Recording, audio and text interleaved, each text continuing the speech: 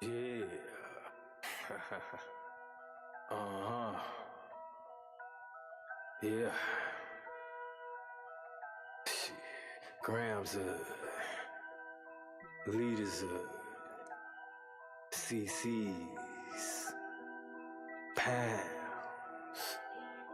Close cash, close call, close encounter, close up, pounds of liters of grams, get your dose up, cut this up, post up, and get dosed up. This for them vote, they like the move and make the most of. Monday night at 8, I can't wait to set you straight. These opinions and debates, for them folk they can't relate. I gotta elevate your mind through these signs of the time. Dishing out that medication for that deaf, dumb and blind.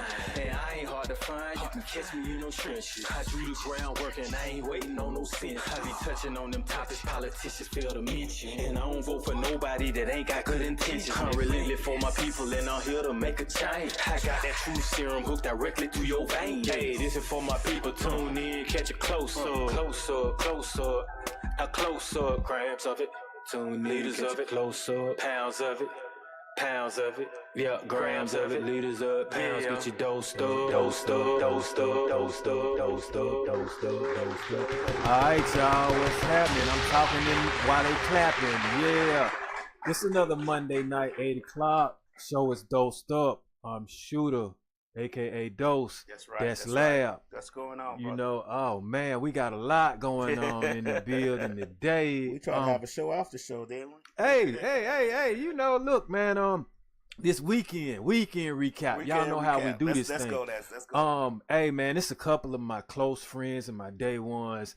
They've been getting a little something dropped off, you know what I'm saying, in their messengers so that they can hear what I've been doing. And I love it. Yeah. You liked it. Yeah. So I appreciate that, man, and I'm gassed up because I'm clicking, man. I'm finding formulas that it took years to make. I'm happy when I'm doing it.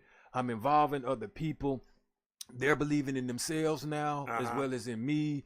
You know, people are saying it's a delight to work with me. Okay. And it's getting to the point where it might be someone else's instrumental, and I send it to them, and they like, damn, bruh. Right. You ate on this. You know what I'm saying? Like, they happy about what I did to their music. Okay. So when you can get a producer and record on his music, and he's not necessarily there in the session, and he gassed about it, you know, you got yourself something. Yeah. And with that being said, you know, I'm going to make sure he comes on to the next one. But okay, I just wanted to like gift him that. Okay. You know what I'm saying? To see what he got going on and what's happening when you give me something. So with that being said, man, you know, I've been getting nothing but positive feedback. So I'm going to do it again maybe in a week or two and try to beat that. Okay. You'll get that too. And so you'll see, you know, where we're headed with it. So do you have a thing where 1 week you work on the movies and the next week you work on your music, or you do it all encompassing in one fell swoop? I'm doing it now how it comes to me. Okay, I get it. Okay, so I'm starting out like I wanted to do a skit a day. I did that for about a week, but you know, now I just transitioned into the music for a sec because I had to knock that song out this weekend. Okay. But I'll probably now, you know, now that I saw that and you heard that, I heard I'm like, while I'm cooking, and I liked it. I appreciate. I'm like, while I'm cooking, let me go ahead and jot these next songs out. So I got about 2 to 3 more hits roasting. Okay. I'm gonna lay them, but in the same time now, you know, I just got a call from my homeboy like, hey, bro, we need to crank these skits back up when I get back from Milwaukee. So, you know, I'm handling that too. Like, it's whatever's for me. I want to be working every week. So you doing it based on how you feel. Yeah. If you feel like hitting that lane, that creative flow, that's what you're gonna do. Yeah. Or when it come to me, like I just be honest with you with that man, I had that song right there, that face down ass up, put it like that. I had that instrumental for about a month and a half to 2 months. Okay. When I first heard it, I just threw it to the side. You know what I'm saying? And then I'm doing all these other songs, so I get back to this, and I'm like, you know, this shit is kind of jamming. I still don't touch it. Then one day I play it, and the phrase comes to mind. And I was like, whoa, I know what I could do with this. Right. And next thing you know, as soon as I got the phrase, the rest of it came. And so then, but check this out. That twerk on that, see what I'm saying? Right. Oh, GTO Brit. I got Brit on there because I invited her to the session. Okay. And so, like, you know, she showed up. That's a day one that's been showing up. So she's about to be on a lot more other things with me now, too. Okay. And so she was like, how am I supposed to do this? And I'm like, man, just have fun with it. Go Right. get in there and do what you do, you know? And so she added that on her own. And I'm like, see, I ain't tell you to do that. And look at what you got going on. Okay. So now what I got is the next song she's going to be on, I've already written it. Okay. So just like how the show is dosed up, for people that want to work with me, you know what I'm saying? If they new to this, or if they don't necessarily feel as comfortable or do music a lot, then I give you your doses. Okay. So the first dose is you got your ad libs. Right. The second dose, I'm gonna write you in on some hooks. Okay. And the third dose, your ass in that bitch rhyming. Okay. Now you in there. So you dosing them up. Crash course with it. I'm talking about you'll be a musician before you know that. Well, that's what's up. That's what's up. Some people need that little extra push. They always want to do them, and then they always say, nah. So we always need somebody behind us pushing us a little bit further. And then now all this stuff plays back into the first episodes when you were asking me like how many songs you get done. All right, that was one song. Okay. 7 hours though. Really? But you see the difference of it. Not 7, but about a 5-hour block. And it's still like it. But that's because you had extra components to it, extra people to it. Then you got the engineer wanting to tweak it some, and it's still not necessarily totally mixed and mastered. And saying Wayne said you just gave the whole formula. Of course, hell yeah, you know that's what you're gonna learn. You're gonna learn something on those stuff. Right. I'm not here to keep anything from anyone. What's going on in St. Wayne? He do podcasts, talk that shit, TV in the building. Oh, okay. You giving the whole formula. And see, all right, so with this next session, Southside me gonna say, oh God. I already know in this next session. What up, Westbrook? Hey. On this next session, though, I already know how I want the song to go, how I want the chorus to go, how I want the bridge to go, the lyrics and all of that. So when I get in there, I'm going to knock it on out. Quick as fuck now. Right. So if the engineer want to stretch it out, cool, but I at least want to do 2. If I don't get the 2, that one going to be a banger, though. Okay. All right. So you'll put all your energy into one, even if it takes 7 hours like that. Like that song you sent me over the weekend. Man, I like that song. I was trying to download the song. I was like, you probably don't want us to put it out just yet. Hey, man, I'm trying to tell you. See, okay, and so what I learned this weekend is like this. I'd rather not do. I'm going to turn songs down. And the reason why I'm going to turn songs down because it's not that. Right. That what you serve right there, that's a hit. I'm going to the strip club with that. Straight to it. Straight to the strip club with that. Like, I'm fresh off the press. That shit smoking, right? Yeah. So now, with that, if somebody play a mediocre song for me, you can have it, John. I'm on something else now. Now, when I come back with the next song, you're gonna be like, bruh, how you topping this? You see what I'm saying? Right. But I done got into the algorithm now, so I know how to. All right, so the trick, you saw how I freaked the chorus, right? Right. It's different a little bit all in between. That's the algorithm. Okay. So I'm gonna do that on a few other songs. It is different always. It's not the same. No. Same sounding chorus. No. And I noticed, I said, did he mean to do that? Yes. Oh, okay. Yes. And then when you end it up, you see how it ends, right? Right. All right. It takes some of that off me now. Okay. Then you got sound effects and all that other stuff in it. And then you heard the little, Brick on and moaning to get that thing in it. I'm trying to tell you. It was fly. I ain't gonna lie. When I heard the little bit off chorus, I was like, oh yeah. No, the choruses always sound the same, but he offbeat that chorus. So with me, I'm gonna do that with the next few songs. Like you can't put me in a box. Right. I don't do this thing like everybody else do it. Yeah. Like I don't care about systematic bars and all this other stuff. Right. And we need to be bringing the bridge in right here. No, bro. However I want to break in my choruses and break in my umps. Right. In the next song, watch this, bro. I'm gonna throw a half of a chorus in between my goddamn. My verse. Right. And it ain't gonna be nothing. It's gonna have elements of the chorus, but it ain't gonna be the original chorus. Okay. So now that I'm giving away a little bit of free tutorial on how I rock this thing. But saying Wayne said dose of James Brown a hip hop music right about now. Hey, listen. But while Insane is talking, he's absolutely right, bro. Right. Like when I really want to get in my songwriting mode, I go back to like Motown type songs. Okay. So, like it don't be a rap song. Oh, okay. Now I'll give y'all one secret though. A real good rapper that ain't even like Drake and all how y'all got. That's real good at transitioning and making his voice do the shit for us is Project Pat.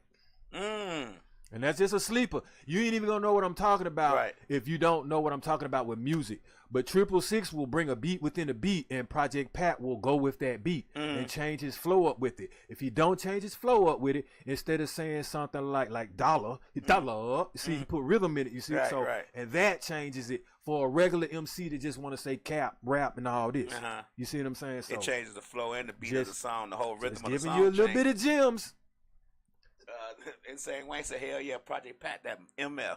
Hey, that yeah. But oh yeah, and while I got my homie Melvin Westbrook looking, I want to give him a belated happy birthday. Happy birthday! You know what I'm saying? That's my dog right there. We go back and forth. You know what I'm saying about basketball, but I got a lot of respect for my dog right there, my man. So.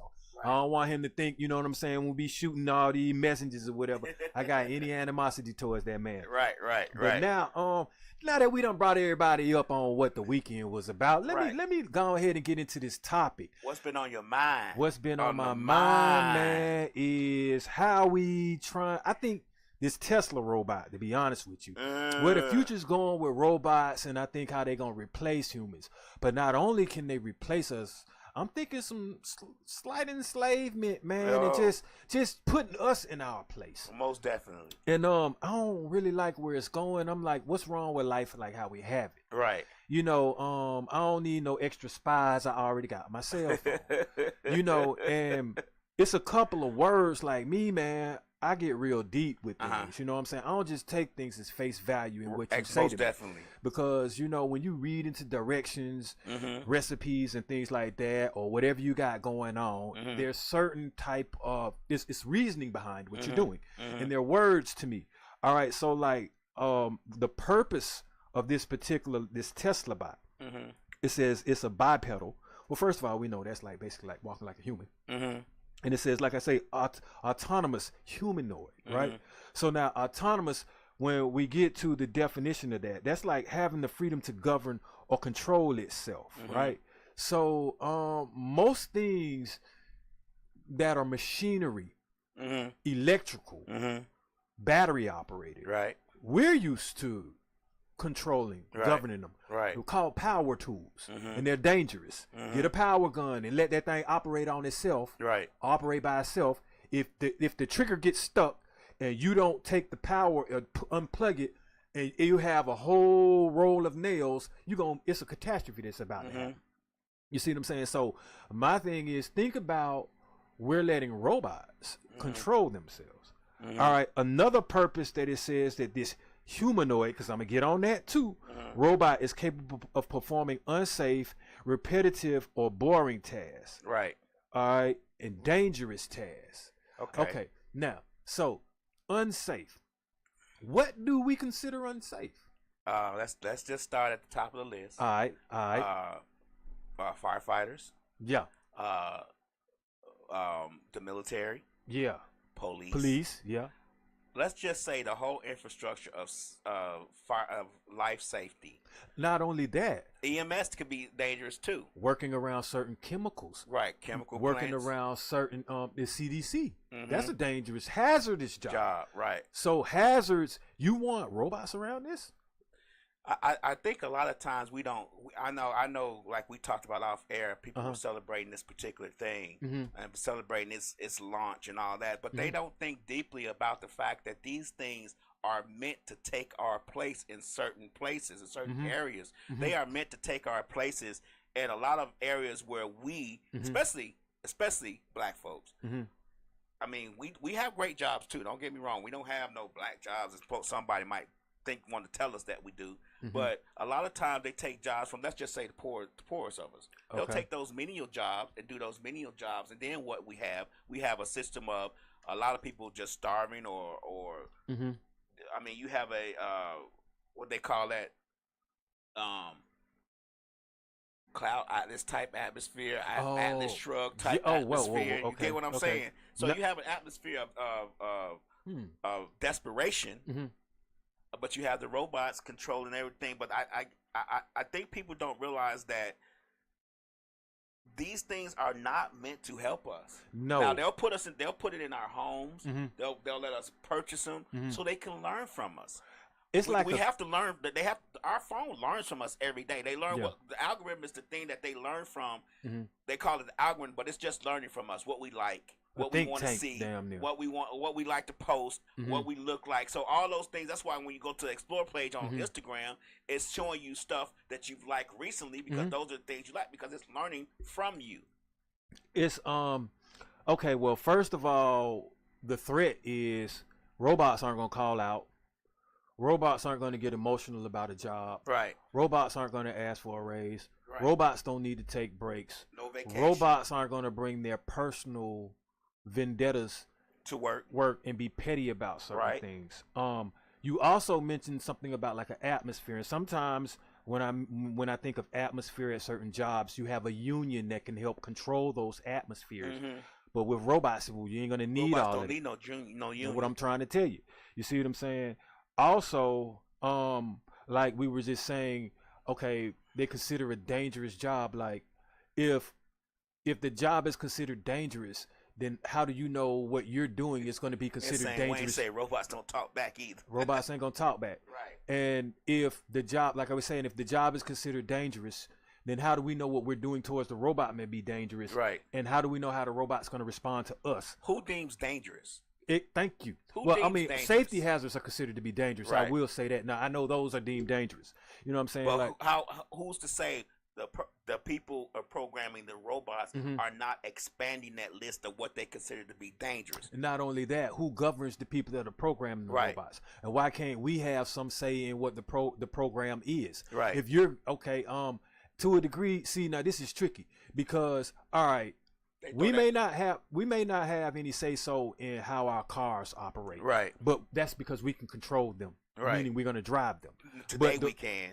Yeah. You see, now, if we don't have any say in an autonomous robot, right, but it's doing something for us and living in our environment, now that's affecting us more. Like, you might not control what's going inside your TV, like as far as the wiring and stuff, but you can control when you cut it on and off and all these other things. You have remote control to it, to the device. When you cut that robot on that's supposed to be self-governing now, so they say, now how do you control it? But see, that's the thing.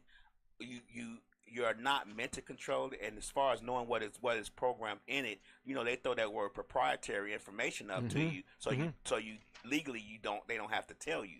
A lot of times people don't realize that a lot of times these things that are put into our homes that we so celebrate so greatly are things that they are doing are using for future endeavors. Siri, they started with Siri on the phone, then they started with Alexa in the house. So what happens is these things start learning from us. And all this information that we are giving them willingly, we're giving this information willingly. We put these things in our homes. Why do you think they always have sales on these things? Because they don't have enough people putting them in their homes. So they'll give you 5 of them for $1, and just to get them in your home. So if they don't have everybody learning from it, that's why do you think Instagram is so valuable? Why do you think the person who owns Instagram is worth $200 billion now, because he has so much information on us that they could put that information of the things we like to see, things we like to talk about, things we like to post, pictures of us inside the robot, so him and the other person can get together, and then they can get what I'm saying. This how I'm thinking with this robot now that we talking. If this is like a $20,000 purchase, right? You purchase a vehicle, you got insurance on that thing, and you keep paying on it. So we gonna have maintenance on these robots or something? Most definitely will. Okay, so now you got another bill that you're gonna have to keep paying. Right. And not only do you have another bill that you got to keep paying, this particular bill right here, I don't even trust. Right. Because you got a cell phone that will activate with your voice, activate with your eyes, and all these other things, and it records your information. It sends you certain things to your Facebook and Instagram after you've done your shopping. Well, now you have a computer that's activated right behind you that can walk, talk, do everything else, and the same thing that your phone can do, it can do that, but better. Right. So my thing is, okay, what if it got some type of default program where law enforcement can use it to apprehend you if you're doing something negative, or if you're doing something against the law? They can turn your own robot, just dial into your frequency or whatever it is and program it, and now you done spent $20,000 to pretty much damn near get yourself locked up. Imprisoned yourself. Yep. But see, that's the thing. Like, recently, or maybe last year or year before last, the police out here were telling us to let them log into our Ring camera so they can police crime. Like, why would I let you log into my Ring camera? You get what I'm saying? Like that will never happen. Like that will never. But these are things that they are getting from us willingly. Yeah. And they scare us to death with scare taxes and crime. So we'll give them everything that they need from us willingly in order to fight crime. But in the real world, they are using those things for a bigger purpose. So exactly, like everybody thinking, "Ooh, wow! Look at these tests. Look at these Cybertrucks. It's so cool. It's so cool." But what's cool about it being bulletproof and a robot in it coming for you? Right. Nothing cool about that. Right. But right now, we taking it. You know what I'm saying? We desensitized. We getting that little fruit, and we taking it in because you got celebrities with their little trinkets and diamonds on. But they get those fruits, so we'll buy it. So we'll buy into it. Right. You see what I'm saying? I mean, also, like, we've already seen where it can go with the cars driving themselves, drive right on off the road with it. Right. Like, I've never been comfortable with a damn roller coaster. So why am I gonna be comfortable with robots and cars moving on their own when I can operate it? But there's enough people that are comfortable with it. They don't see, a lot of people don't think it's they don't think it's a problem until it's their problem. So they'll go along with it until it becomes a problem for them. Whereas all of us who are saying right now, like, no, there is a bigger purpose behind all this.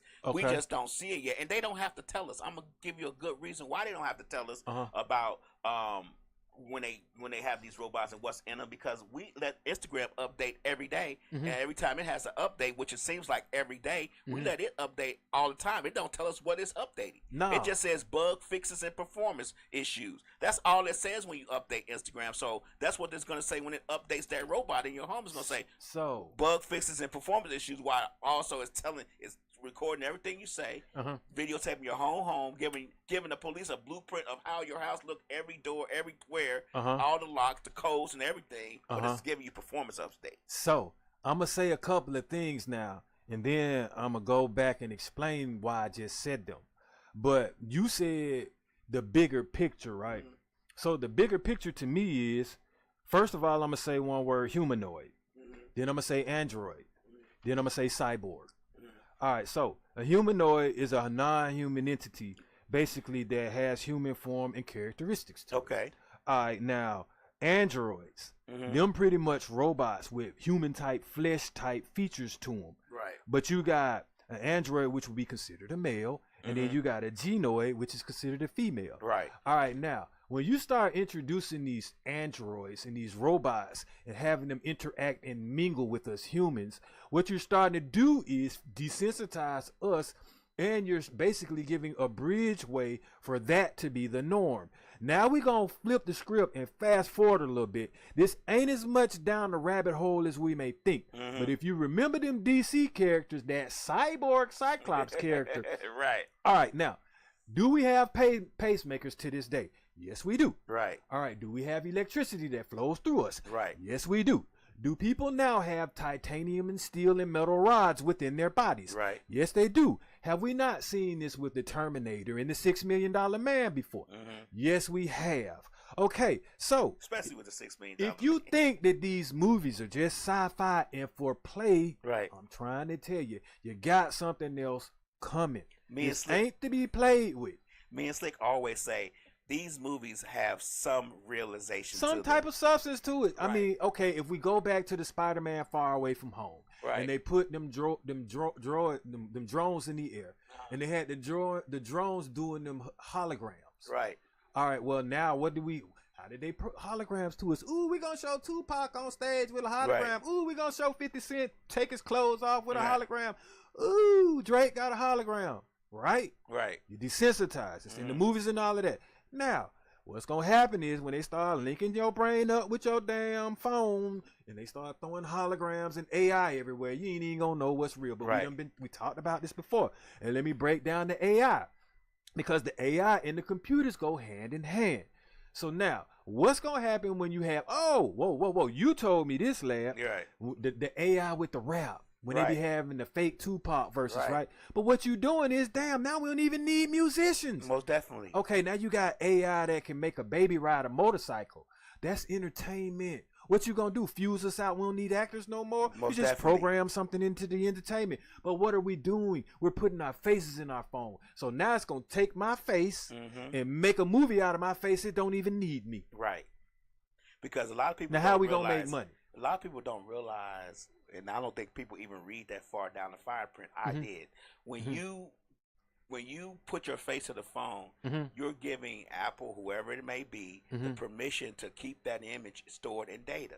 So, and then the image becomes theirs. See, people don't realize that the image becomes theirs. I mean, it's no way to really stop it because we've all put our image somewhere. But when we put our image on the phone, when we put our image on Instagram, social media, things of that nature, YouTube, that image becomes their property. So what happens is they get the property, they sell it to somebody, that person then all of a sudden, 10, 15 years, maybe after my summers are up, you're going to see an Android cyborg Lee walking around with my face because I've given them permission to use my face and image on this robot. And there will be nothing anyone can do about it. We celebrate things as if they don't affect us, but everything that is done affects us, period. And we need to realize that when you have a certain person getting with another person who's running for office and that person decides that they're going to get together, what's the best way to test something that needs to go in your brain when you don't have volunteers is you can get the prison population to say, hey,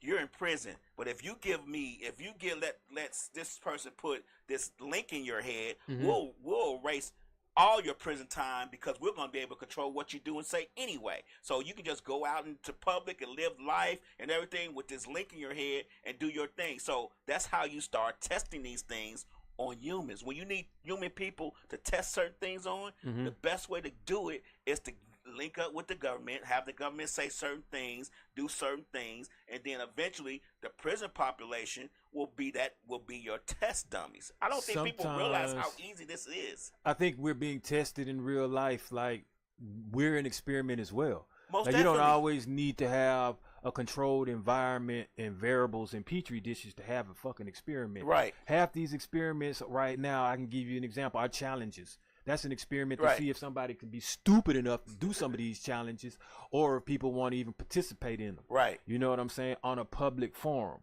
But a lot of the things that I think about, like before they start really trying to introduce, because this is the introduction.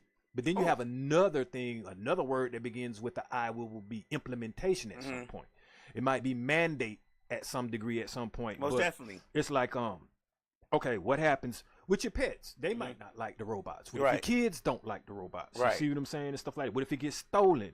You know what I'm saying? At some point where they try to make these things fly. What happens if dust particles get all in it? How do you maintain it? What happens if you block the sight lens and things like that? I want to know these type of things just in case I need to prepare myself and protect myself actually from the damn robot. Right. I need to know some weaknesses and things like that. I need to know temperature controls, variables for this thing. You know what I'm saying? Seriously, like I want to know what happened if I try to put the thing in an oven. Or if I try to throw some liquid nitrogen on it, it won't let me do it. You see? No, not only that, but it will be heat resistant. You know why? Because they have already tested the stuff. Clearly, when you go up to space, the test and the company we're talking about tested every time they send what's that company called, Starlink or whatever it is. They send those rockets up to space. They testing the carbon fiber part of the other rocket to be heat resistant. And why not put that outer shell on a robot's outer shell? Now, this is what I want my viewers to check out or to look at, because it's starting to be to the point where you can really literally start piecing this thing together and see how it goes. All right, so we got these rollouts of all these robots. And Lab, you were telling me like off air, well, these robots gonna be battery charged, pretty much. And what are they going to be using? Maybe lithium or something? Or whatever kind of natural resources. Now, what are we starting to have right about now? Natural disasters in areas where natural resources are. And we're starting to have a rollout See, this the thing. You can't just have no 10,000 robots. See, this ain't gonna be like no limited edition No, car or no, something. no, They're no. gonna have millions of these things. If that person has shown you 2, Mm-hmm. better believe there's 200,000 of them. Not somewhere. only that, but like I was saying, if you ever seen like the Chinese and the Japanese army when they do their formation and they all together making their movements, they look impressive as hell, kind of damn near intimidating. Mm-hmm. So imagine that, but times 8 in they robots that you can't control. And you ain't And got they're none for stronger, them anyway, and man. These robots, I'm quite sure they're going to arm the ones that can go to war with missiles and everything else. You done for. Yeah, Grenades and crazy ass shit, being able to shoot fire at you. And then now we going to get into the nanotechnology. Right. Where they might just shoot something in the air and you breathe it and your lungs just explode. So, I mean, we can got go real deep down this rabbit hole to a whole But not only is it a rabbit hole, but check it hole. out. Some of this stuff ain't no rabbit hole. No, man. I don't think any of this stuff that we're talking about currently It could be proven. is far fetched. Yeah, and now- I don't think it's a rabbit hole, because I'm going to tell you something that I thought about when we started talking about this. We say we've been tested. We've been doing this stuff since Atari 2600. ColecoVision. They've been testing us since Atari 2600. When Before they that, first got the first computer, what was that, compact computer? They said, you know what? This is the way right So here. we're being computer programmed. That's all it is. We're being Yeah. programmed to damn near be the computer. We got to be able to operate one, I guess, before we could be turned into one. You think about how kids nowadays that's been born in the last 10, 20 years that don't know nothing but this. They don't remember a dial phone or a rotary phone, or they don't remember putting quarters in the phone or a pager. They don't remember any of that stuff. That's something that they weren't born into. So you speak of kids, right? So that Wall-E movie. Oh shit! Check this out. Talk about being programmed in a subliminal. The Jetsons from way back in the day. What did they have? A robot in their house.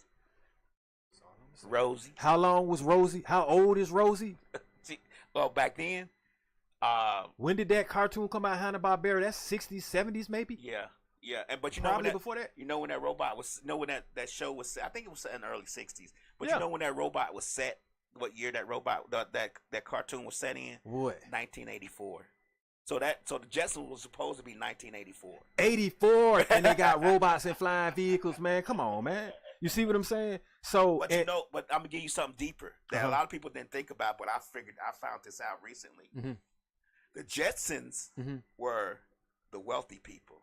Yeah. The Flintstones were the poor folks. Yeah, prehistoric damn. Right. Man. Well, no, but they were poor. They were poor within the same and the same people made them. atmosphere. Yeah, the same Hanna-Barbera made both of them. I believe. That's what we're going to be. We're going to be, because we can't afford the robots and the flying cars. Oh, so we're gonna be pedaling our cars with our feet because we're not going to have any gas. We're not going to be able to afford batteries. Yeah. I see what you're saying. You get what I'm saying? I see what you're saying. But I mean, to me, some things are better, and some things are.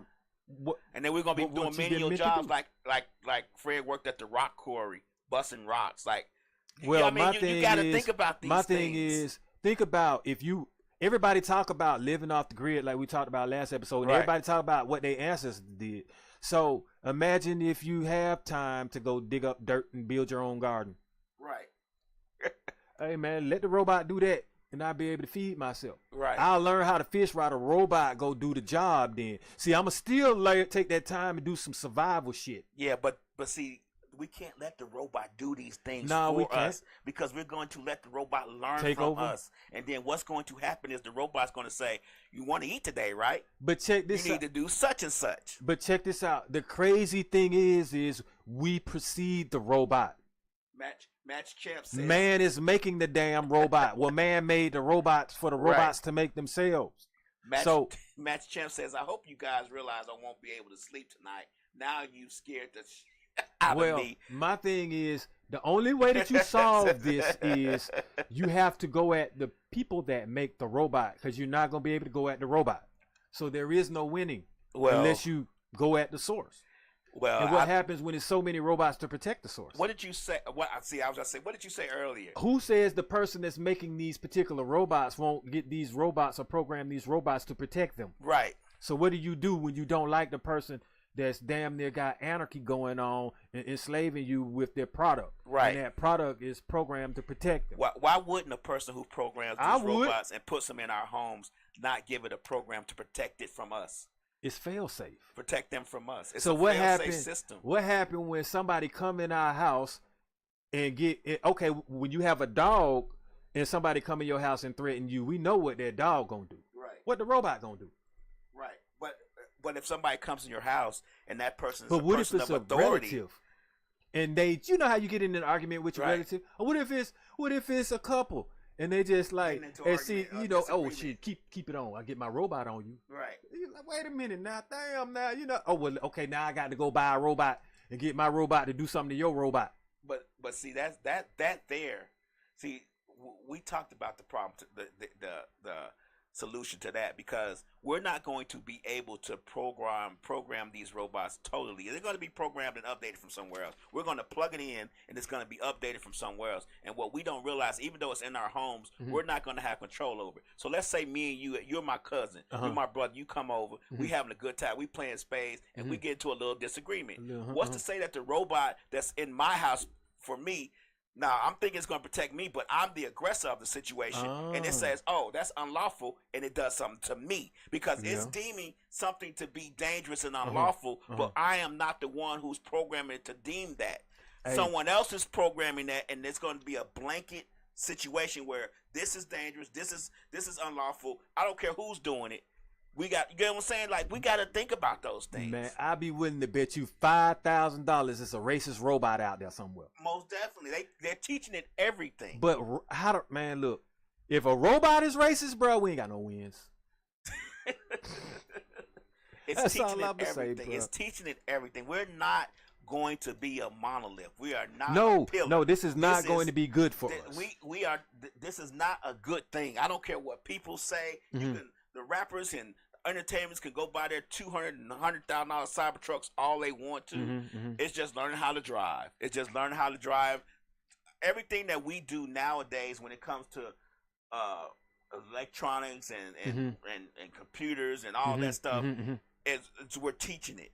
We're teaching it how to enslave us. I'm just going to be 100% honest. We're teaching it how to enslave us. All these things are nefarious in itself.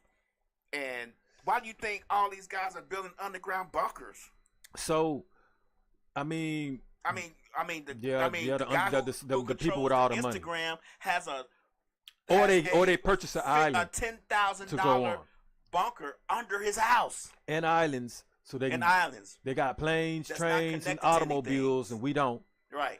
But my thing is, it's diabolical as that word they like to use to be trying to do all of this. Like, we see this, we know it's coming, we talk about it, and what's gonna be done about it? You see what I'm saying? Nothing. Nothing. Why would a government do anything about something that controls its population? Well, they did say population control. Right. Why would that?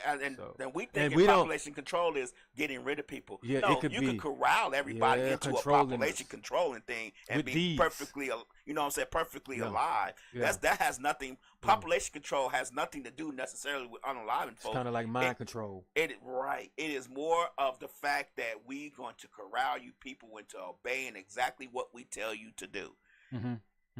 Nobody thinks of that stuff. Nobody thinks of these things. Like Slick said, smart homes. They are programmed to learn. If everybody had a smart house and the police came to your house and you was in your house and you said, no, you can't come in, and the door starts unlocking itself because it's a smart home and the robot is saying, oh, that's the police. We got to let them in with or without a warrant. See, that's what you guys don't understand. So what was the name of that movie? I think it was Transcendence. It's some type of movie where a dude unalives and they start going into the computer system and all this other stuff. Oh, you're talking about? I get what. Transcendent. Where he became a part of the program itself. But think about this: we doing that while we are alive, because we pour all our life into our cell phones. Man, our cell phones now, I guarantee you, they got doctor's appointments, visits, and probably information. They got our credit you done saved things in your notes. You done saved important elements on your calendar. You got people's pictures saved. You got music saved on your phone. Right. That is you. Right. You got your image saved on your phone. that is you. You lose your phone, who are you? Right. I lose my phone, I'm me. Right. I'm gonna lose some product and content that I might need. Then I just go back into the cloud and try to get it. But it's still in me because I have paper that I write down on too. Like I do things, you see what I'm saying, that don't always have to deal with being digital. I save nothing to the cloud. Everything that I have is saved physically on my personal. That's how them gangsters did it. I don't save anything to the cloud. You know why? Because the cloud can be hacked. Yeah. The cloud can be how do we know really that? It's temporary sometimes how too. do we know Google's not looking through all our clouds right now going, man, you see what he got up here in the cloud? You see what he got? Look, he's been emailed to such and such. Yeah. I save nothing to the cloud. If I can physically have it saved somewhere, that's what I'm going to do. I'm never going to save anything to the cloud. I have a list. I have a list on my phone that I have never posted of all the hacks that has happened in the last month. Oh, all the personal information of everybody on this planet has been hacked. We are not without loss. It's just not we are everywhere and nowhere at the same time. Man, if you got enough money, man, they probably got an embryo of you somewhere, man, on cryogenics, ready to deep thaw your ass in the next 80-some years or better. But you know, that's neither here nor. I'm finna really scare you. You can't scare me. You're talking about embryos. Yeah. Remember when they were going around for a long time, you go to these little festivals and stuff, and you had the guy walking around saying, well, we can test your ancestry. All you got to do is give us the blood. They already got your embryo. Yeah. They already got it regardless. They have taken our blood, and I haven't never given it to them, but we do go to the doctor. Yeah, they can go to the hospital and the labs and go to it. When you go into the hospital, is they draw blood. Yeah, so they draw blood. So where are they storing all this blood that they're drawing on us? Blood banks. There you go. And they ask you and sometimes encourage you to give blood in blood drives. Right. And where are they storing that? And it's all in the computer, man. They know what your blood type is, your genetics and all of that. Like all that's linked to your social security number too. And what's to say that they can't take those genetics? The only thing that says that nothing says that but HIPAA. And HIPAA is man-made and just some words. Man, and they can do that without you even knowing anyway. They do. That's what I'm saying. HIPAA don't keep nobody in check. Henriette Lacks didn't give them permission to test her blood and stuff, but they did it anyway. That's how we got antibiotics and all that stuff. So, I mean, who's to say we give them permission when we sign on the dotted line to pay the bill? Just come on now. Come on now. I don't know why people believe that companies, corporations, hospitals, doctors, politicians care anything about us and believe that they are going to do anything for us good, regardless, Republican, Democrat, the same side of the same snake. It's just depending on what side you want to choose. That's all it is. We gotta wake up as human beings. Forget Americans and all that. Human beings, and realize that we are being taken advantage of every day. So when they do introduce these, well, ain't no when they do, the robots are already here pretty much. So, the question is, or the thing is, when we just start seeing them interacting with us damn near on the norm, you know what's around the corner from that, right? Right. Go ahead. I mean, it looked to me like they're revealing everything. A little bit. So where there's robots, if you can have an android and you can have a cyborg, which is basically considered to be science fiction. What else do we be seeing in science fiction? Give it to me. I see so much of science fiction. Shit me, man. Okay, it's gonna basically go from Terminator to Star Wars. Oh, most definitely. You see what I'm saying? That's what the Space Force is about. Match chess. Hey, but then they say we ain't been to the moon, which we probably haven't, but you still got a Space Force that we do know. You're right. And we do know we do have some satellites. Right. And we do know we have transmissions and shit going on. And we do know there is a space. And we do know you can see stars. And we do know you have shit on Earth that you can see outside in space with. So, with all that being said, we ain't the only ones here. The stars in space are a simulation. Oh, we are actually in the we in a snow globe. We're actually in a snow globe. We're in a snow globe. Oh, we're in a snow globe where you had and look, check this out, where you had New York built what before, like right around the 1800s or something like that, we're in the snow with globe. no electricity, no shit like that, no power tools, and you erected a big ass And when you have earthquakes in California, it's just somebody shaking the snow globe.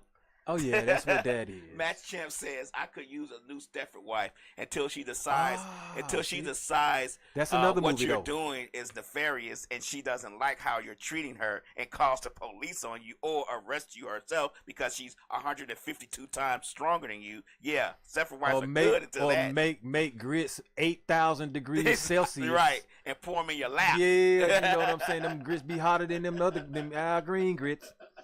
But man, I mean, some things I be for, right, and some things I'm not. Like, I'm not necessarily. I don't see a need for this. Right. Because maybe in things like repairing planes and trains and things like that. Right. You know, possibly some surgery. Because you know, where you need certain things really precise and laser. Like making shit. But we don't need them running around in customer service. We don't need them in damn near a lot of the jobs we got today. Because we doing them. Maybe industrial. But that's going to take a lot of work from people. Do you think they care about the work part? Hell no, they don't. Because they're going to use them in agriculture. They're going to use them in construction. They're going to use them in industrial. Right. They're going to use them wherever they can use them. Oh, and quiet as kept. I got off the phone with my partner today, and he was like, that shit already happened where he at. He's saying he's been hired to work on. Now, this is where we win a little bit. Where you work on the wiring for the robots. Most definitely. Until, I guess, the robots are able to wire themselves up. So he been doing wiring, but he's saying while he's wiring, his robots are already doing other stuff. Doing like forklift type work. Mm-hmm. Non-stop. Yeah. Through the shift. Well, we need to take a Twizzler break and go to the goddamn bathroom and go to the snack machine. That robot gonna be like working the whole 24/7. Robot don't have to stop. We said that in the first beginning of the show. Don't have to stop. Don't have to take a break. Don't need maternity leave. Don't need vacation. Don't need PTO. Don't need none of that. And you don't have to pay it once you install it. And they're using those as selling points. But you don't have to pay it once you install it. But who do you pay to keep it going? Who do you pay if it break down? Oh, you're going to pay the robot, that's the person who controls the robots to come and fix it because they're going to send a robot to fix the robot. Oh, man. Because only a robot knows how to fix a robot. I mean, come on, let's be 100% honest here. They're not going to employ us or pay us. Yeah, because they're going to know we'll be able to manipulate that damn robot. They're not going to pay us to manipulate their know what goes product. in it. They're going to have a robot know how to fix the robot. So when you say my robot is one leg is stuck in the air, I need someone to come fix it. They're going to send another robot to fix it. So what if you a brilliant computer guy and you know how to hack somebody's robot? That's why they're making things so difficult now. Think about cars. They say cars nowadays are so difficult to maintain that maintenance guys can't fix on them. You have to take them back to the car dealership and have them repair them because they can't just go to you just can't go to a brake shop or anything to get these cars fixed now. And if you do, it's going to cost you $5,000. That's because everything going to a computer or a computer chip, and you got to have either the program to make that program align, right? Or what they're gonna say is they can't fix the part. You need the whole thing that the part go with. Mm-hmm. You see, I mean, I get it, bro. Like, that's the game you got to play right there. That's the matrix. You gonna be in that if you gonna drive. Right. Now, but see, you don't have to be in this particular. We in the cell phone matrix right now. Mm-hmm. So you gonna step it from the cell phone to the robot matrix too? So now we got wait a minute. You got the internet bill. We're going to be playing on the PlayStation. We got a cell phone. That's going to cost. Well, all the apps that you got to pay for. And then you got a damn robot. And guess what they going to do? They're going to upgrade that motherfucker. You're going to have to pay. And you're going to have to get a new one. Yep. They're going to do it like the PlayStation. No, they're going to do it like the iPhone. Damn. They're going to be like, bro, you got that old ratchet ghetto-ass robot. Right. Yeah, the hit robot broke, bro. Right. You know what I'm saying? You got that broke man robot. We got the bougie robot. I got the Gucci robot, bro. It's green. You got the Family Dollar robot. Some shit. While we talking about playing PlayStation, the robot's gonna play PlayStation with you while it beams the PlayStation to a big wall screen that you have because it comes out of the robot. It's played. Oh yeah, the robot is not a projection screen. Right. I don't want that. No, give me old school, let me plug these things up, you know. And see, that's another thing. You take knowledge away from yourself. Remember, you used to have to construct things and fix things and put a female adapter to this and attach this to that to get it to work. I gotta hook this MDI up to this and things like that. Well, when you get the robots to take all that away, now you're not gonna know how to do nothing. You're just gonna be sitting there like how your great grandma used to do and not know how to fucking operate a microwave. Match Champ says every day I'm afraid my ex will hack my pacemaker if she catches me with a new bitch. But you got to realize that I know you're joking, and I laughed at when I saw it. Forget about the ex hacking your pacemaker. Think about the police hacking your pacemaker. I mean, but see, now here you go. How do we start creating? Where do the laws go when you have a robot? There is no laws. It's autonomous. Damn, you just said that, and I jacked. But no.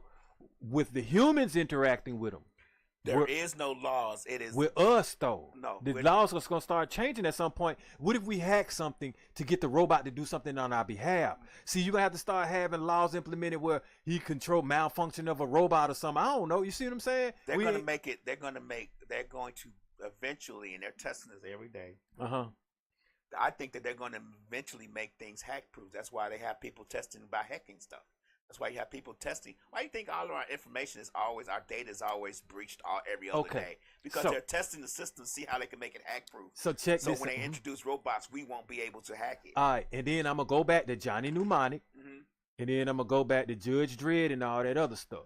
And you see how, and even the Terminator, and futuristic stuff, people, you still had what you call like that type of resistance. That some kind of way knew how to, dial into something. Because guess what? It's somebody that runs this company. And they had to think of all of this. This is a human. A robot didn't just wake up and be like, oh, I'm going to create more robots. I'm going to do this and do this. A person.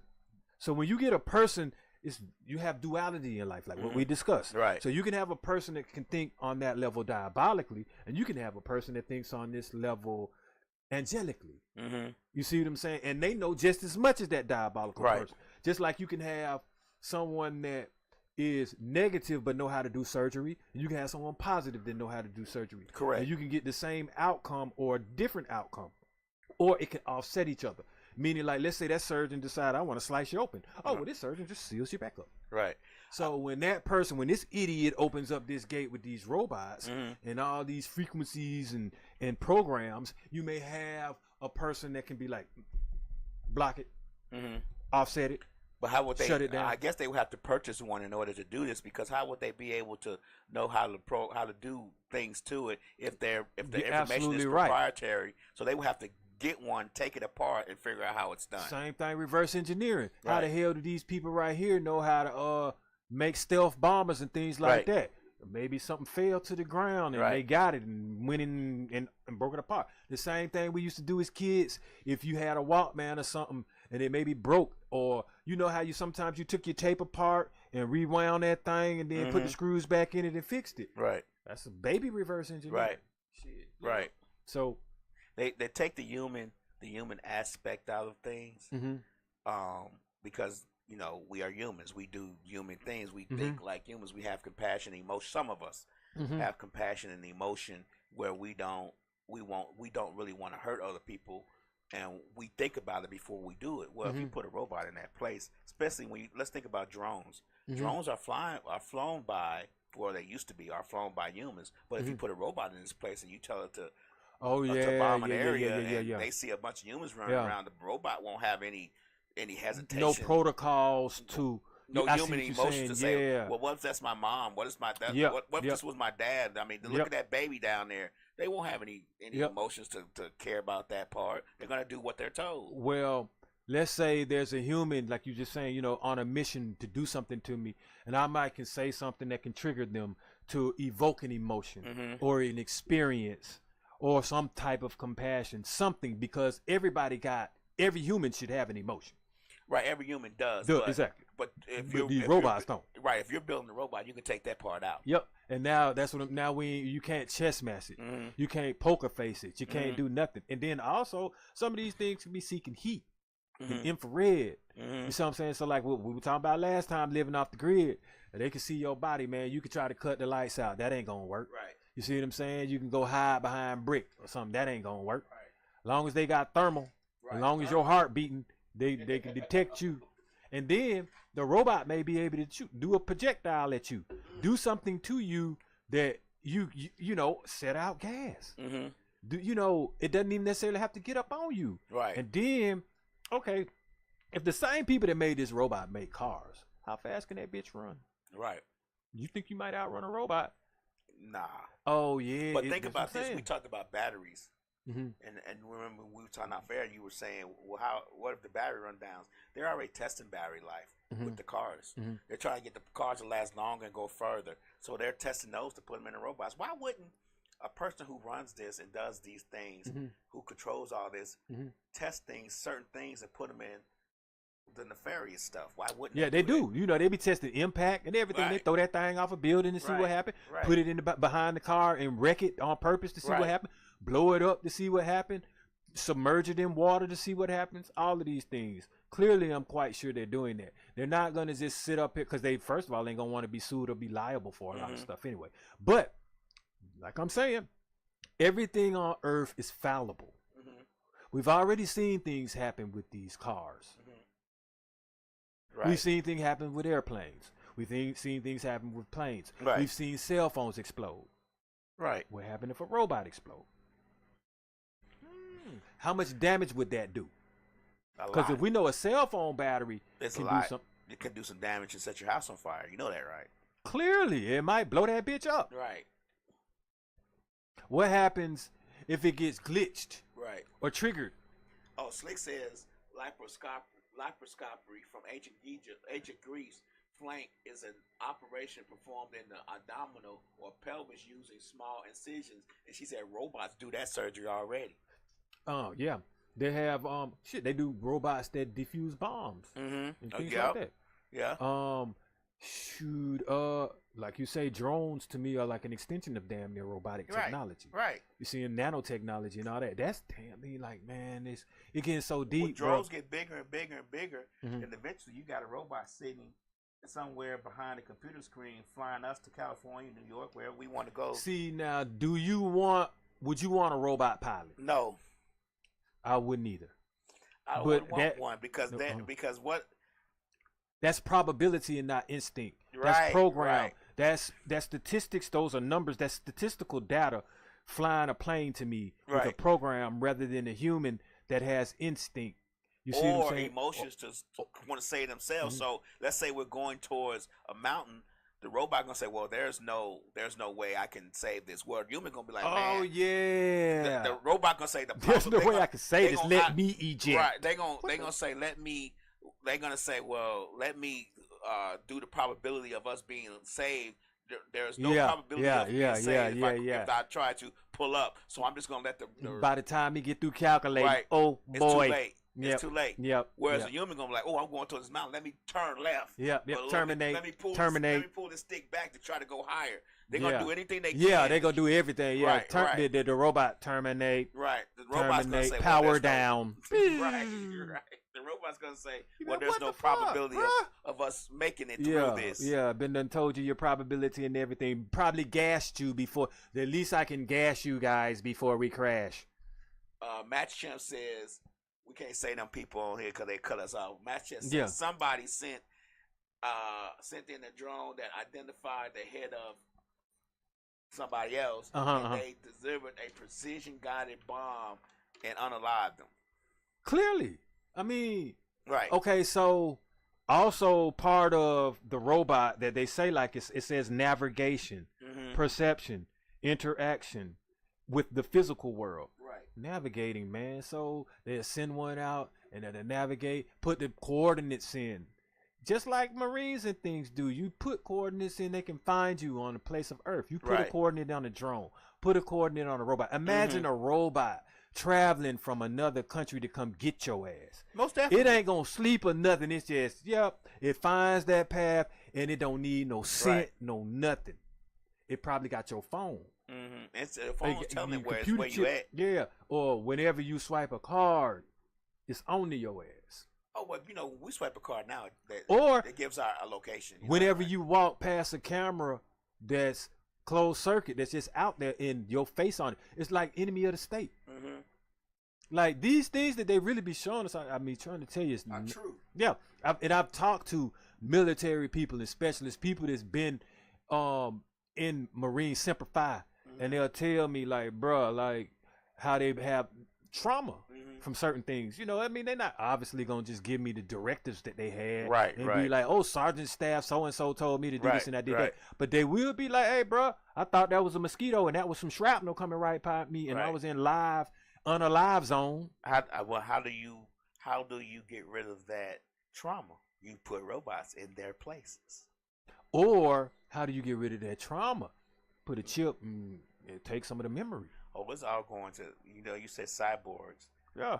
I mean, it won't happen in my lifetime because my summers are limited, but eventually that will happen. Hey, while you tripping, we don't even know what they got going on. Okay, so we cloning, right? Mm-hmm. Can't clones be reasons to use some cyber? You use the clones and try to make cyborgs.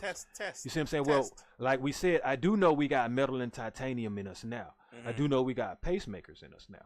But look at the way that they're making these new prosthetics and things like that, where you can have Olympians, with prosthetics. Right. So if that moves like now what you do see, you have to take the prosthetic and add electricity to it or add wiring to it.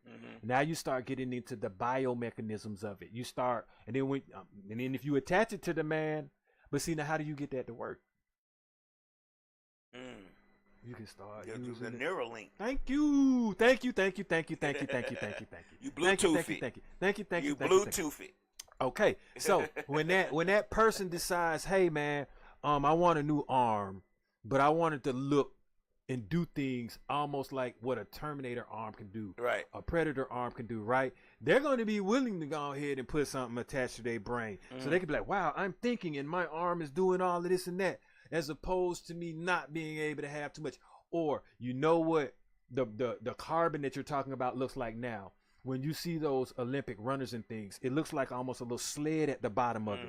Oh, they're going to fix all that where it's going to be feet. Oh, they've already done that. And you're going to be able to think, though, and it's going to... And it's going to run for you. Yeah. It's not going to look like what it looks like. That prosthetic is going to be stronger than any It's going to be like an engine, like a piston and all this other stuff. I think they're going to get away from that. I think they're not going to. It's going to be strictly computerized. Yeah, they're not going to have a piston. They're not going to have anything to where that you can break it, because you can break a piston. You're right. You get what I'm saying? You could do something to a piston and it not be operational. So why not get away from that? So here's the thing. Where's computer programming going in the future then? Because you're going to have basically, we're going to be putting computers inside of us. Slick says, so what are we to do? We have to conform to what's going on to live, even if we only use small amounts. What choice do we have? You're right. We don't have, I think it's, to me personally, you tell me what you think, though. I think it's personally too late. We have allowed all this stuff within our presence, within our homes, within our hands, our phones, our cars, GPSs. We have allowed all this stuff as a means of convenience, entertainment. It's always presented to you in the ways that can help you do things better or help you feel better. So we have allowed all this stuff. We have done all this stuff. And I personally think that it's too late. I mean, everybody tries to not be on Instagram and social media. It's too late for that. If you've been on there once, you've been on there a million times. It's too late for that. Everybody's, you can't do that. I've said for years that internet is the feds. Everything that we do on the internet is policed by the feds. They watch everything that we do. So I think it's too late. It's just a matter of how soon before all this other stuff starts happening. So I'm looking at it like there's no way to stop it, first of all, because we're supposed to govern ourselves as humans. Right. And we don't do that. This right here, man, is just the work of some conglomerates that know what they're doing, and they're just going to usher us into either we're so sleep and so non-conscious that the only thing I can think of, bruh, the reason that why they keep doing this is either life on Earth used to be scientific, like science fiction, and they're trying to go back, like meaning they reset the button and broke it down all, and because see, if you start looking at the timelines of certain things, you would ask yourself, how was that built? And how was that built within a month this time? Like I was looking at a post, and it just showed the city of New York, basically around the Hindenburg. Okay, Hindenburg time. In the 1930s or whatever, right? And you saw New York like what it was.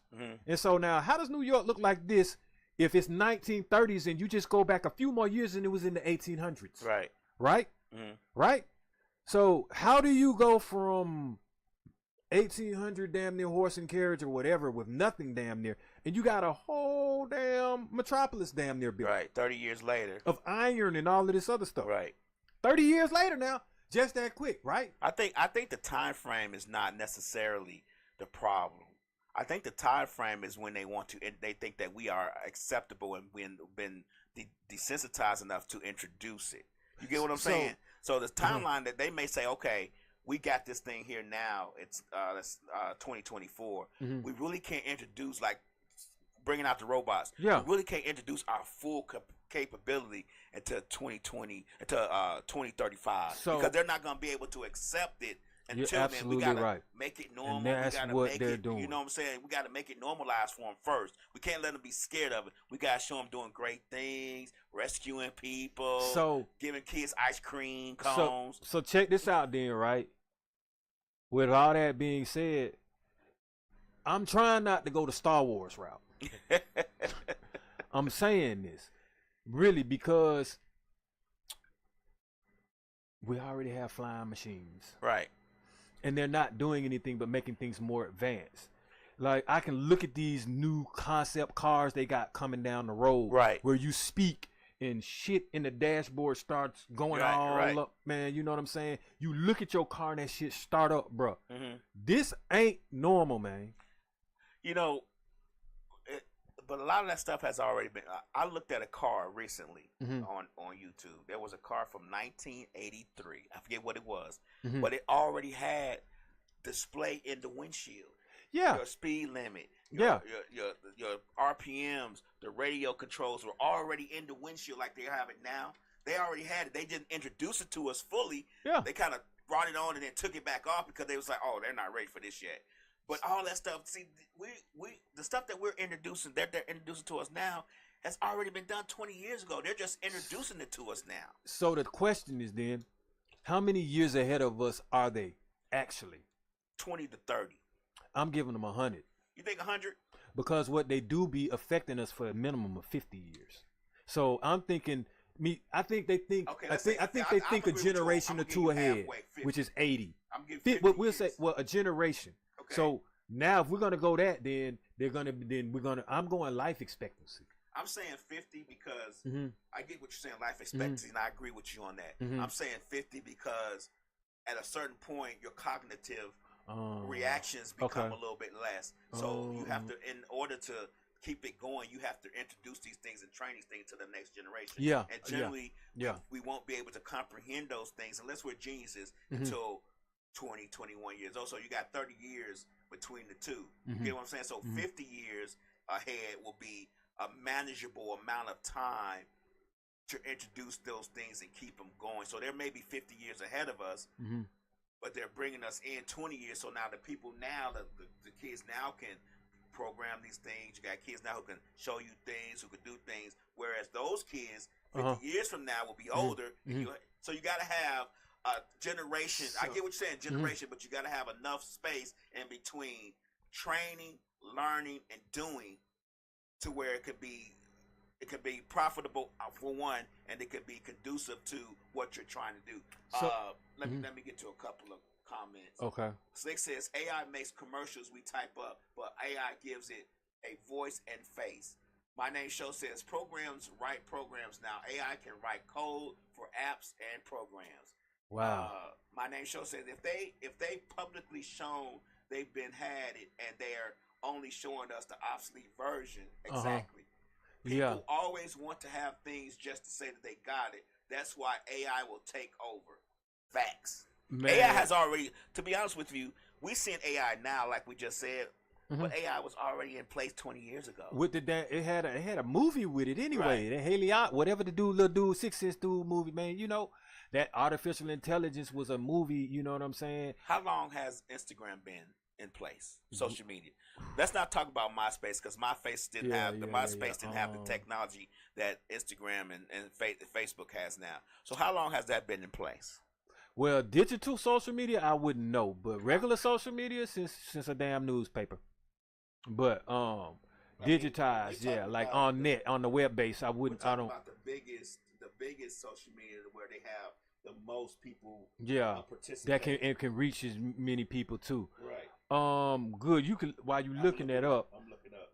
But you know, you said that we're kind of like inviting it into our lives by wanting to be the first to have certain things.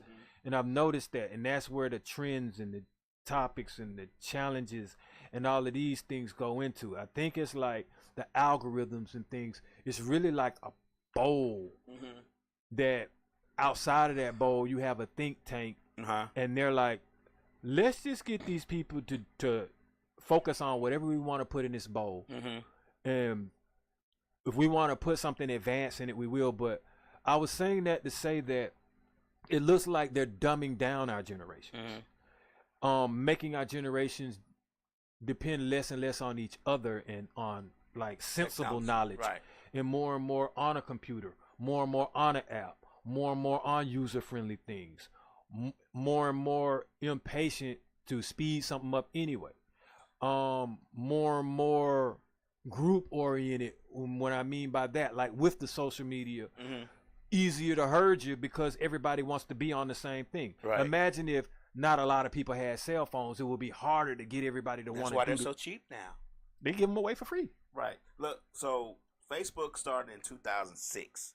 So we talked about the 20 years that they introduced this stuff to us. So they started learning from us in 2006 as to what we like, what we want to talk about, what we want to do. So now AI has gotten to a point to where they know what we like to do, what we say, how we think for the most part. So now when you type in something in AI, because they have so much to pull from now, it can type you up a story. How many years of your history? Right. How many years of your stories they can pull up? They go back 10 years and show you this your anniversary with this friend. You did this on this day. Would you like to share it with the community and all of these other things? And then you have Instagram that started in 2010. So that's 14 years.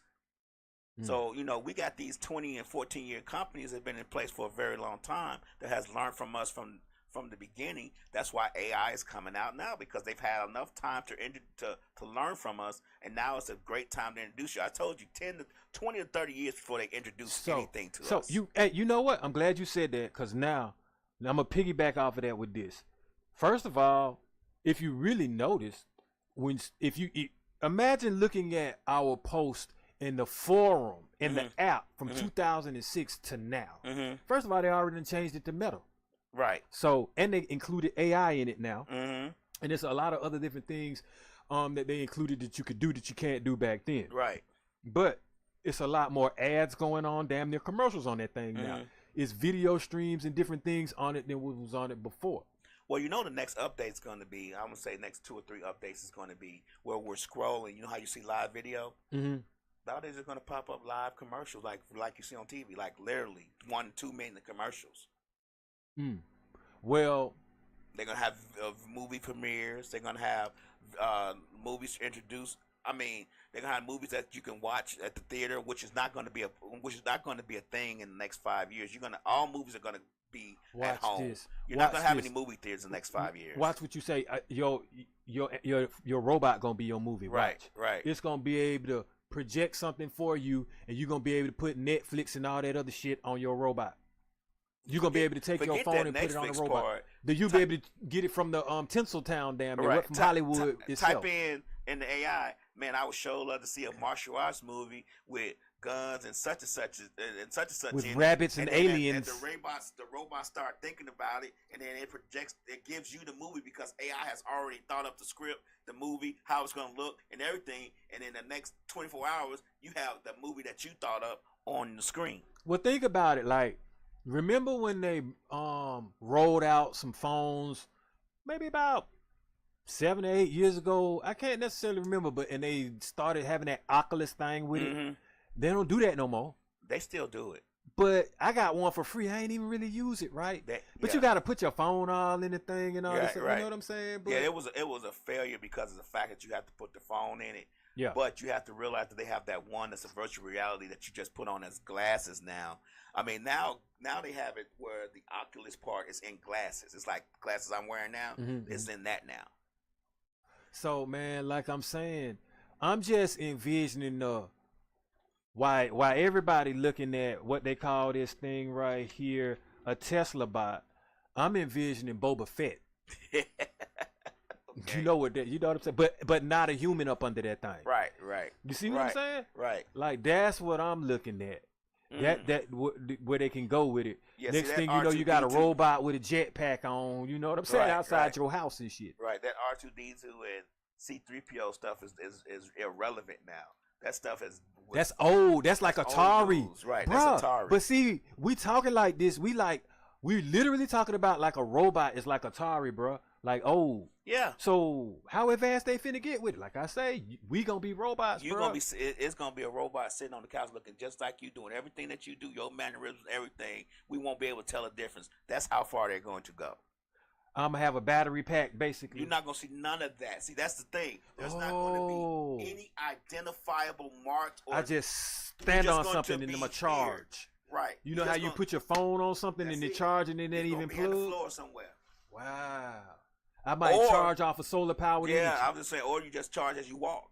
God, as you walk, it charges you. I mean, I've said many a times, why can't they make the car charge the batteries as you're driving? Because they want you to plug into something. But if they can make the cars generate energy from the back wheels and charge the batteries as they're driving to where you don't have to plug in anything and you get longer range. They don't want you to do that because they want you to plug into something so they'll know where the car is from this time to that time and how long it's going to be there until they can figure out a way to know where you are and what you're doing once the car can charge itself. I mean, they can do that with GPS. They can do it with GPS, but there's some other reason why they're not just giving us unlimited like batteries charging life. Like, I mean, I think you got to pay for that, don't you? I don't think they want you to pay for it. I think it's going to be part of the car once you purchase it. But I don't know why they're not giving us the rear wheels are charging the batteries while you're driving, so where you don't have to plug in and you can get distance like you can with gas. I don't know why they're doing that, but there's a reason why they're doing it. We just don't know what it is yet. Hey man, well, I'm saying there's a phrase out there now that means a little bit more to me now, and that is what that is: rise against the machine. Okay, so it ain't like we got prophets no more nowadays, because you can see what they've been throwing out there if you really put the pieces to the puzzle from what you've seen even in entertainment, from what you've seen in real life back in the day up till now. I mean, you got to look at it like this, man. Slick said cell phones charged by solar power. Well, I look at it, the way I look at life sometimes is, what would 8-year-old me think about all this stuff right now? Because you think, if someone was telling me when I was 8 that a lot of this stuff was going to be happening, I'd be like, whatever. And I know that because I used to tell people when I was in high school about the computer chips with the RFIDs, and nobody believed you then. So what's coming down the pipeline? Hey, I physically had a friend back in her, I'm a little bit older than you. So back in the early 80s, I was maybe 13, 14. And he was already into computers. Oh, wow. He was already hooked to the internet. Literally hooked to the internet. We were downloading a picture, and it took 14 days, let me tell it, to download the picture. But the internet was already in existence back then. We're talking about 82, 83. This wasn't something that he plugged his phone in, put the phone down, and he started running computer programs. And I mean, and I was there and I said to myself, man, if I would just sit there and learn with him, because he knows how to do everything to a computer. But like you said, the 13-year-old me was like, so you get what I'm saying? Like, so I'm gonna do something. I was already, in high school, by that time. So I'm like, I'm gonna do something else. But if I had took the time to learn, it's going back to what you said. The 13-year-old me, the 8-year-old me was like, whatever. Get what I'm saying? Whatever. So I'm gonna name a couple of things, right? So when we get ready to end this, we're gonna end it on this note. You got the radio, you got the TV, we'll say like automobile, microwave. Now I'm gonna say a cell phone. We don't need to necessarily follow along the lines of robots, right? All right, so the things that I named were revolutionary. Right. In either media, communication, changing human life forever. Right. All right, so the cell phone, who thought of that, and why would you even introduce that if we were living perfectly fine? You see what I'm saying? Without this, it's almost like popping a cherry to us, or putting us onto a particular drug that you never want to get off of. I forget the name of the guy, but the black guy who thought up the chip for the cell phone. I don't necessarily knew what he thought that was going to be used for, but at first I think cell phones were introduced for profit reasons. Clearly, but once they saw that we were addicted to them and figured out that we could get a lot more control out of them through this thing, they started doing more stuff with them. So, because you think about the phones when you first got them, they were just basically phones.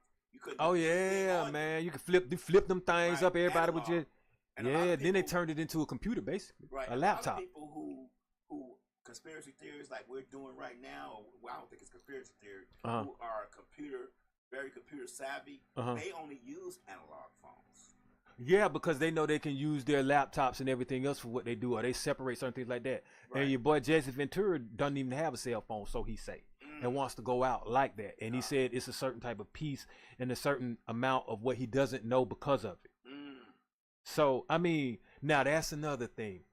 Would you rather know what you know now because you have the internet and that much access to knowledge because it's shown to you and it's accessible? Or would you rather live like how you did without this particular cell phone and computers to know what you know now?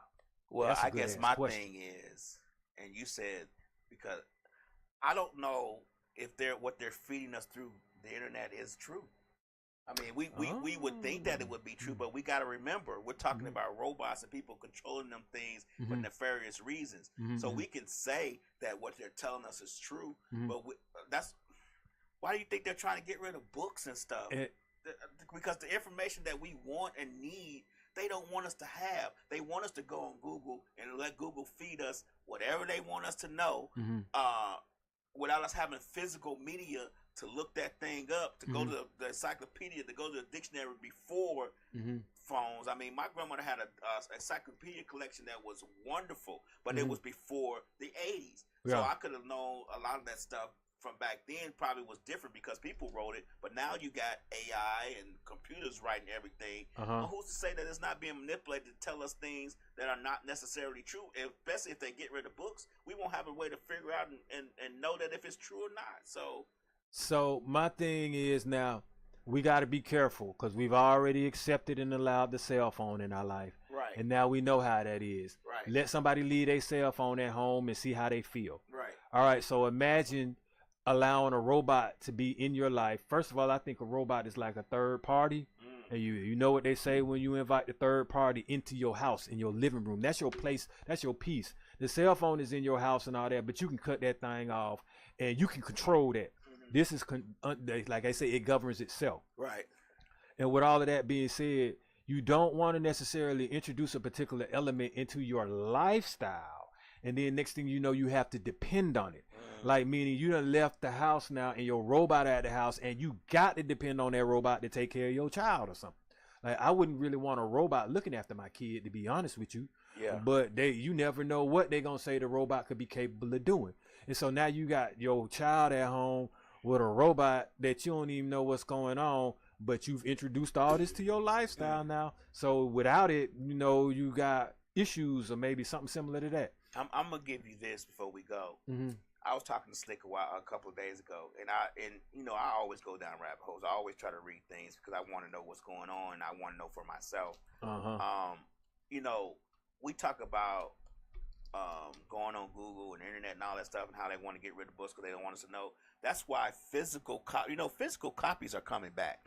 People are actually wanting tangible copies that they can evidence. Can hold, DVDs, books, stuff of that nature. They don't want it in the cloud anymore. They want it physically in their hands. Put it in the DVD player, read it, have a physical book, put it in their hands and turn the pages. So physical media is making a comeback, and we have to ask ourselves, why? Well, here's another thing, though. Although it's making a comeback, you have to ask yourself, will people stop producing it? Because now that they use advanced technology, they need different type of resources. So you don't want to damn drain the planet because you're making old technology and new technology to a degree. Right. Because you got to think now, all of that stuff has to be produced. All of it causes waste. All of it has to go somewhere. Where do you go when you drain a planet? You use robots. I mean, I'm saying, where do you go? I know. You don't go nowhere. No, you go to another planet, which is why these billionaires keep trying to fly to space to go to Mars. But now they say that, but we still got to understand that they get on the moon yet. We might talk about that in another episode, y'all. But something tells me at some point they'll be able to get a robot to fly you to whatever planet you need to. Yeah, they're trying to go. They're trying to get out of space for some reason now. Don't get me wrong. Some solar systems are too far away that they can't physically reach because there are limitations. I mean, they have a solar system out there that's exactly like our solar system, which I believe has life on it, but it's 1 million light years away. You can't ever get there, ever. Well, all I'm going to say is the image and the likeness and a robot came out of somewhere, some way, somehow. Right. And now it looks like they're going to start trying to interact them with humans and at some point maybe fuse us with them. I appreciate everyone for tuning in and listening to what I had to say tonight. I'm Shooter, a.k.a. Dose. That was Lad. We up out this thing. Tune in next Monday. Dose up.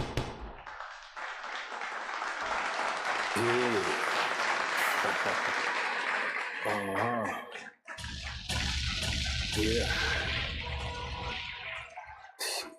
Grams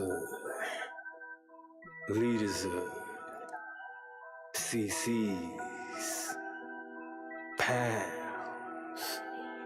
Close cash, close call, close encounter, close up, pounds of liters of grams, get your dose up, cut this up, post up, and get dosed up. This for them voted like the moving, make the most of. Monday night at 8, I can't wait to set you straight. These opinions and debates, for them folk that can't relate. I gotta elevate your mind through these signs of the time. Dishing out that medication for that death, dumb and blind.